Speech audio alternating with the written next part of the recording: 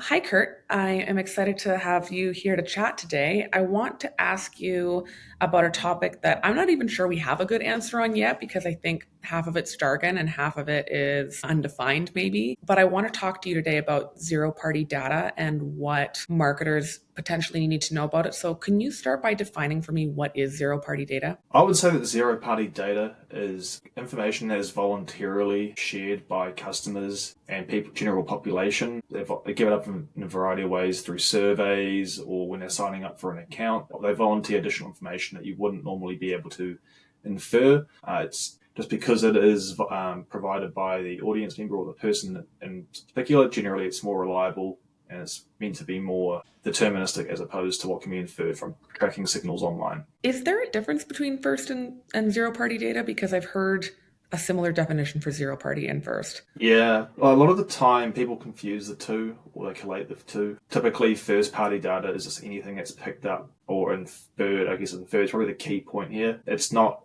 it's like a lot of the time people would use classify first party data as website pages people have visited or consumption habits they're noticed through tracking via pixels or IDs or anything like that.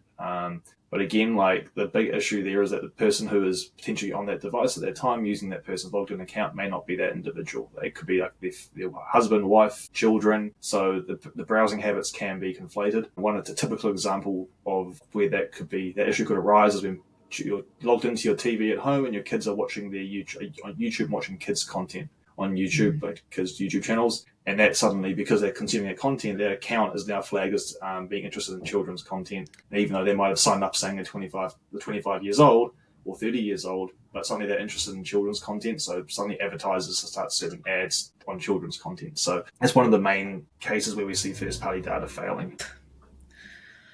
I would imagine that the reason why this is such a big topic right now is because cookies are kind of eventually going to go by the wayside and we're starting to see changes in privacy and things like that. Is that why we're like, can you explain to me why we're seeing an uptick in the conversation around zero party data? Yeah, primarily it's because cookies, third-party cookies is particularly disappearing. Google has delayed that sunsetting. It's more and more advertisers and performance marketers wanting to have more deterministic data about who they're specifically targeting to make their media buys more efficient. That's probably the primary reason. Also for like sending out EDMs or emails to customers. Typically, it's like have you just like, for example, you go to a ski resort and you might be tracked by that company as having gone to that ski resort. A lot of the time people go to multiple ski resorts over the season and then they get bombarded with suddenly 1,000 emails over the course of the season with a generic mailer. The idea of zero party data is being able to customize that message to that end user. And a lot of the time we see, in that case, we see, you might have 5 emails coming through saying, oh, we got snowfall at the ski resort.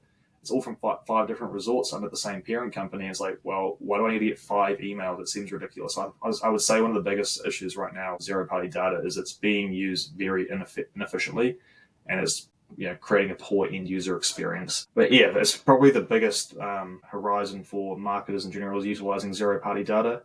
This needs to be used in a smart and efficient way. I would imagine that one of the challenges of zero party data for performance marketers or for paid marketers is that it kind of seems like almost the realm of either the customer team or the organic team getting that zero party data. So, what would you Yep. say is the problem or maybe the advice that marketers need to hear about utilizing zero party data? I would definitely say the biggest piece of advice is making sure that you're ingesting it properly. Utilizing a customer data platform is the number one way to do that, and then merging that data with your other data, merging your data with the various sources you have access to, like advertising platforms, making sure you're ingesting it properly. It's probably the most valuable data that you do have. It's just that there's not many people using it effectively right now. Yeah, I believe that. Connecting the funnel, I think, will always be one of our biggest challenges. And even in Yeah, between teams, right? Like the customers go through the funnel. They don't know the difference, but like we segregate the teams based on where they're at in that supposed funnel, and then we lose data in between. I mean, not us at Thrive, but like in general. yeah.